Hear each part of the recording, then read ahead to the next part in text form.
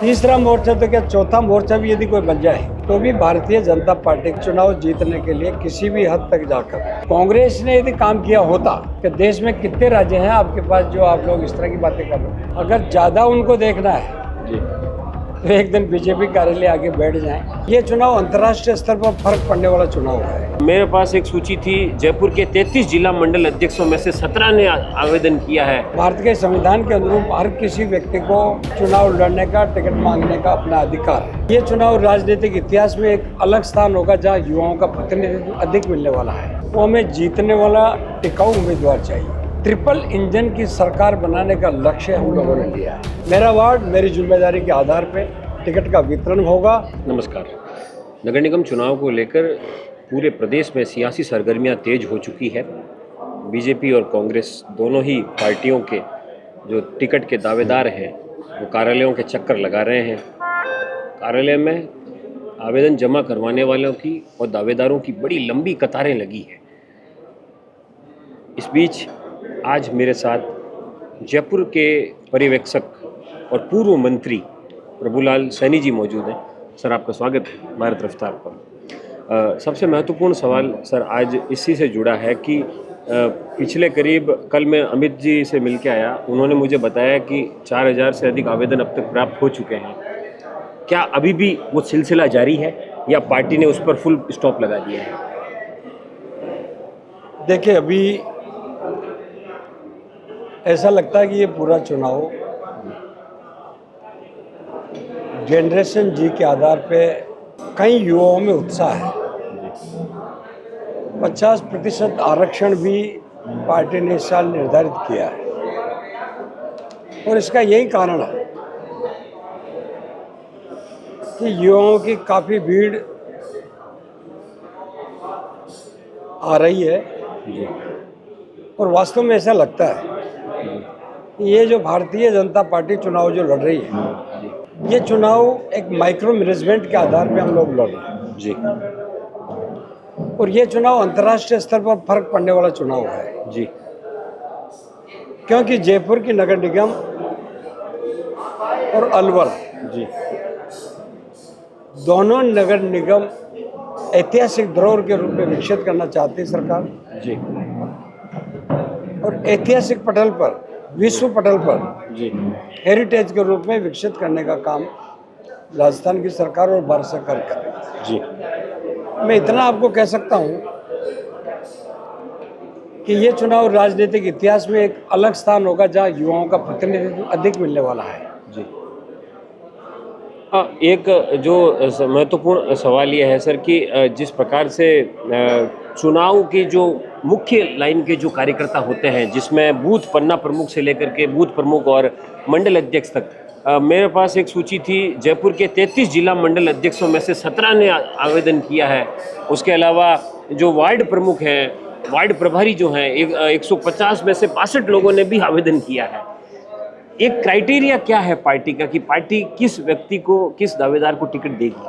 देखिए, पार्टी का सबसे बड़ा कार्य, हमारा जो दायित्व है या हम ये समझते हैं कि जो हमारा क्राइटेरिया है जी, वो हमें जीतने वाला टिकाऊ उम्मीदवार चाहिए जी, जिसका सामाजिक पकड़ हो, संगठनात्मक उसके जो काम हो उसका भी मूल्यांकन हो। जी। रही बात मंडल अध्यक्ष भी चुनाव लड़ना चाहते हैं, उनको अनुमति देने का काम जिला और प्रदेश भारतीय जनता पार्टी करेगी। जी।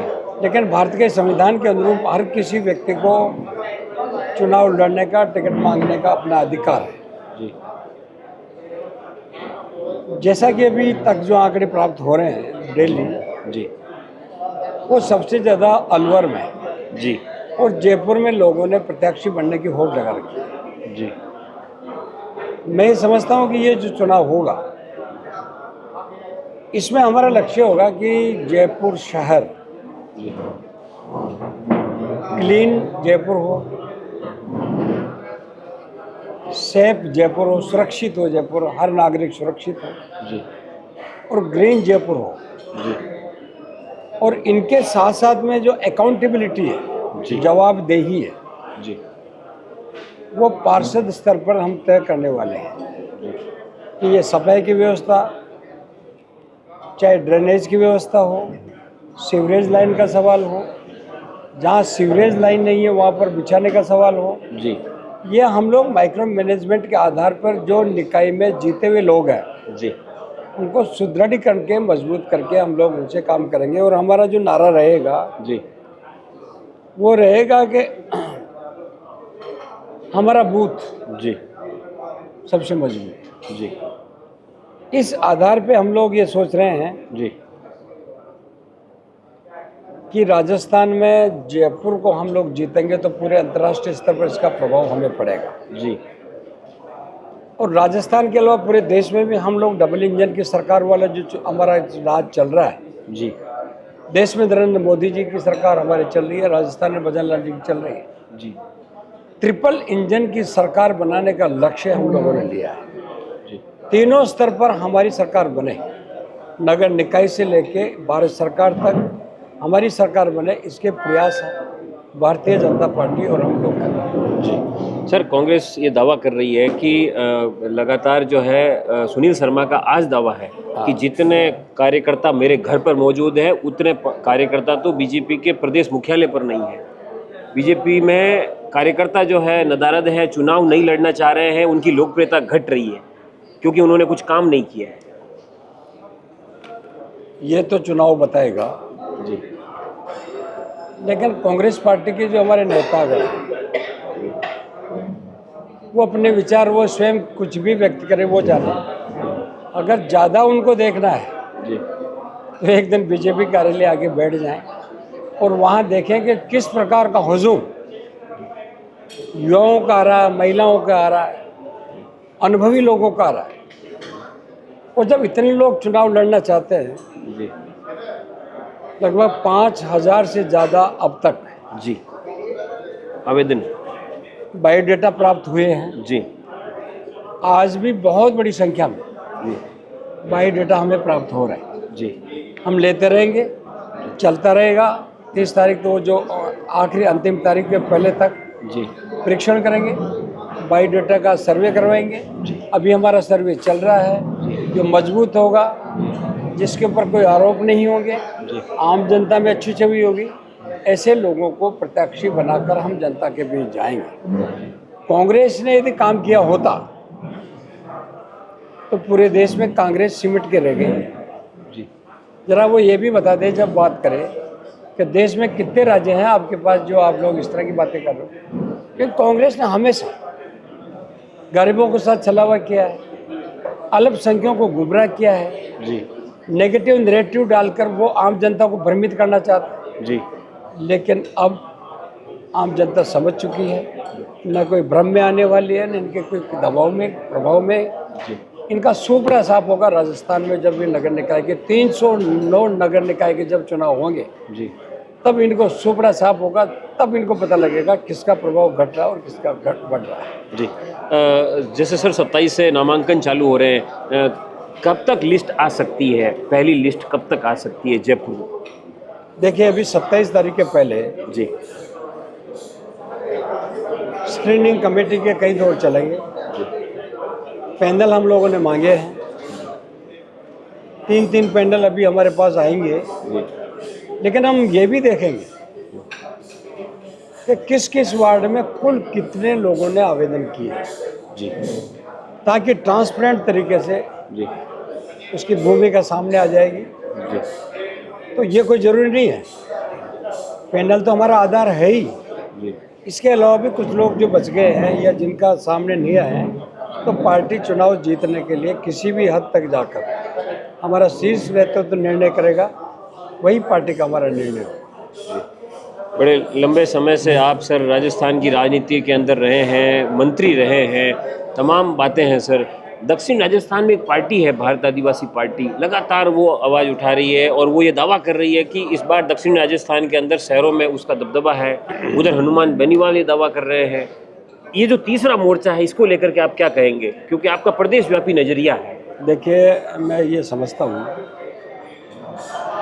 कि तीसरा मोर्चा अपने खुद के विवेक के आधार पे या पार्टी के सिद्धांतों के आधार पे उनकी योजना और रणनीति बना रहे हैं। जी तीसरा मोर्चा तो क्या, चौथा मोर्चा भी यदि कोई बन जाए जी तो तो भी भारतीय जनता पार्टी के सिद्धांतों का, पार्टी की निष्ठाओं का, सृजन से लेकर विसर्जन तक का, तो मोदी सरकार ने जो जनहित कार्य किए हैं, ज्ञान आधारित बजट जो दिया है जी ज्ञान से मेरा मतलब है गरीब, युवा, अन्नदाता जी और आखिरी न से है नारी। जी इन चारों स्तंभ को हम लोगों ने चुनाव का मुख्य आधार बनाकर बजट घोषणाएं की है। जी हम लोगों ने बजट घोषणा ही नहीं की है। जी बजट घोषणा के बाद वजनलाल जी ने जो ही बजट में घोषणा की, तीसरे चौथे दिन तो पूरे अधिकारी जो घोषणा ही हुई है उसका मौका निरीक्षण करने पहुंचे हैं, जी उसकी योजना बना रहे हैं, कितना फंड एंड फंक्शनरी जरूरत है उस पर काम कर रहे हैं। इसलिए तीसरा मोर्चा कोई प्रभाव राजस्थान पे नहीं डाल पाएगा।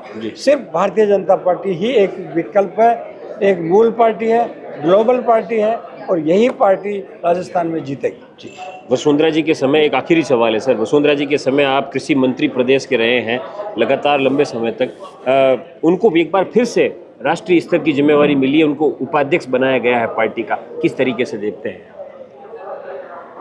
देखिए, वसुंधरा जी हमारे लोकप्रिय नेता है। राष्ट्रीय उपाध्यक्ष के रूप में उनको दोबारा जिम्मेदारी दी गई है और जिस प्रकार के लोग भ्रामक बातें कर रहे हैं वो सब निराधार है। हमेशा उन्होंने पार्टी के जब भी कार्यक्रम हुए हैं या जब भी कोई छोटे बड़े चुनाव होते हैं तब अपनी सक्रिय भूमिका निभाकर पार्टी के प्रति दो बार मुख्यमंत्री बनने का मौका उन्हें मिला है।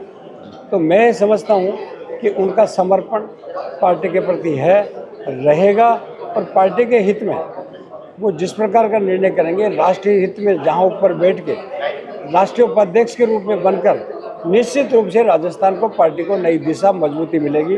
और हमारा सौभाग्य है कि राष्ट्रीय महामंत्री के रूप में भी सतीश जी पूनिया एक जमीन से जुड़े कार्यकर्ता, पूर्व हमारे प्रदेश अध्यक्ष भी रहे, आज उनको राष्ट्रीय इतना बड़ा जो कि वो अभी प्रभारी भी दायित्व उनको दिया हुआ है। तो मैं समझता हूँ कि हमारे दोनों नेता मिलकर, हमारे एसटी मोर्चा में मन्ना लाल जी को जो उनको भी दिया गया, बिल्कुल। इसे राजस्थान में भारतीय जनता पार्टी के केंद्रीय नेतृत्व ने बहुत महत्व और जिम्मेदारी दी है। ये चुनाव हम सब मिलकर लड़ेंगे, सारे लोग एक साथ मिलकर लड़ेंगे और पार्टी हमारी जीते, इस पे नए नए आइडिया लेकर हम एक ही बात तय कर रहे हैं कि माई वार्ड माई रेस्पॉन्सिबिलिटी, मेरा वार्ड मेरी जिम्मेदारी के आधार पे टिकट का वितरण होगा और वो उसी वार्ड में अपने प्रभुत्व तरीके से, मेहनत से, जनहित में, जनता से जुड़कर सबको सेफ्टी के साथ साथ में आधारभूत सुविधाएं, बिजली, पानी, सड़क, चिकित्सा के क्षेत्र में निगरानी रखेंगे और आम उपभोक्ता सहित आम नागरिकों को सरकार की उपलब्धियों को वो लोग दिलाएंगे, योजनाओं का लाभ दिलाएंगे। यही विजन लेके हमारी पार्टी काम कर रही है। जी, तो ये प्रभुलाल जी सैनी है, जयपुर के पर्यवेक्षक हैं, पूर्व मंत्री हैं, तमाम प्रकार के दावे हैं, दावेदारों की भीड़ है, कतार है, अपनी अपनी बातें हैं। इस बीच इन्होंने अपनी बात रख दी है कि किन लोगों को टिकट मिलेगा, कौन दावेदार है और कब पार्टी की लिस्ट जो है, पार्टी की लिस्ट जारी होगी। उसके अलावा घोषणा पत्र के क्या बिंदु होंगे, कैसे बूथ पर कार्यकर्ता काम करेंगे, पूरी जो पार्टी की रणनीति है वो इन्होंने हमारे साथ साझा की है। देखिए, एक बात मैं आपको बता दूं जी कि टिकट वितरण या टिकट के बारे में समीक्षा करने का कल से हम लोग शुरू करेंगे जी। और हमारी जो स्टेट लेवल की जो कमेटी है उसमें जो भी प्रभारी हमारे हैं, जिलाध्यक्ष हमारे हैं और दायित्वाधीन जितने लोग हैं जी, हम सब बैठ करके स्क्रीनिंग करके संभवतः 27 तारीख को आवेदन करने के पश्चात सब आवेदन भी होंगे, घोषणाएं भी जल्दी होगी, लेकिन संपूर्ण राजस्थान में इसका लाभ हमको मिलेगा।